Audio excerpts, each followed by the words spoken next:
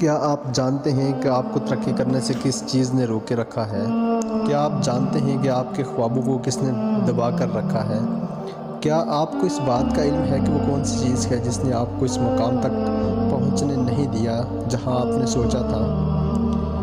وہ کون سی چیزیں ہیں جنہوں نے آپ کو کچھ بڑا کرنے سے روکے رکھا ہے؟ ان سارے سوالوں کا ایک ہی جواب ہے، وہ جواب آپ خود ہی ہیں۔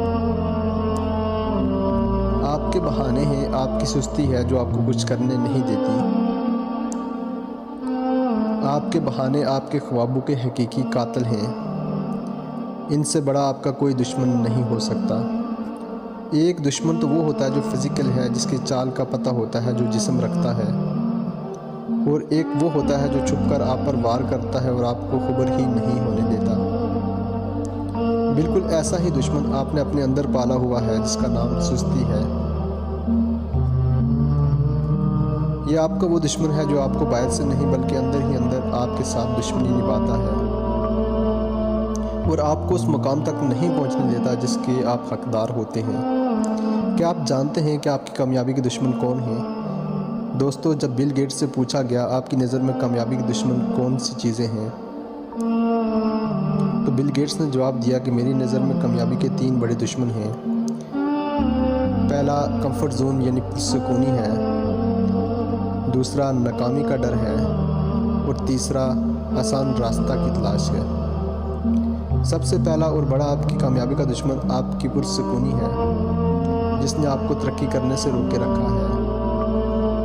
پرسکونی میں لوگ جو کر رہے ہوتے ہیں اس پر مطمئن رہتے ہیں اور ان کے اندر خود کو بدلنے کا جذبہ ختم ہو جاتا ہے۔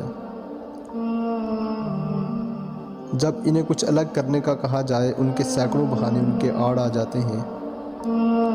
یہی ہے وہ چیزیں جن کو آگے بڑھنے سے روکے رکھتی ہے۔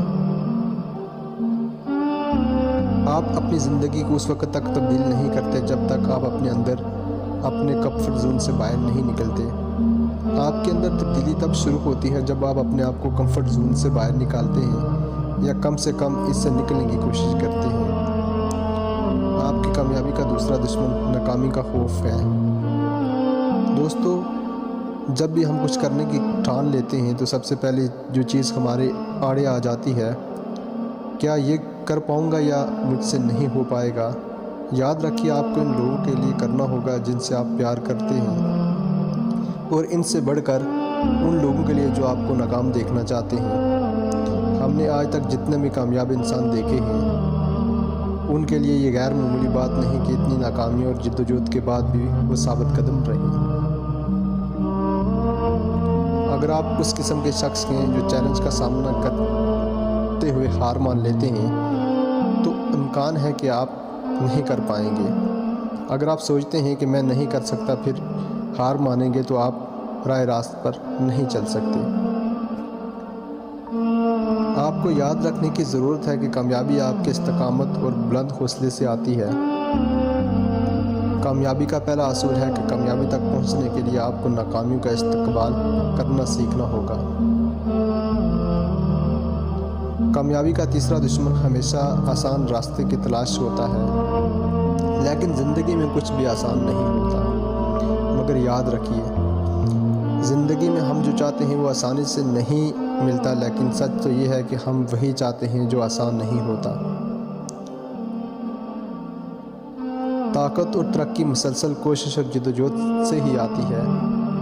اگر آپ بھی گرم لوہے پر تھوڑا مارتے رہیں گے تو آپ بھی اور ناکام لوگوں میں کوئی فرق نہیں رہے گا، کیونکہ ناکام لوگ بھی یہی کرتے ہیں، وہ ہمیشہ موقع کی تلاش میں رہتے ہیں، لیکن کامیاب لوگ اپنا موقع خود بناتے ہیں، اور گرم لوہے پر ہتھوڑا مارنے کے بجائے لوہے کو ہتھوڑا مار مار کر گرم کر دیتے ہیں،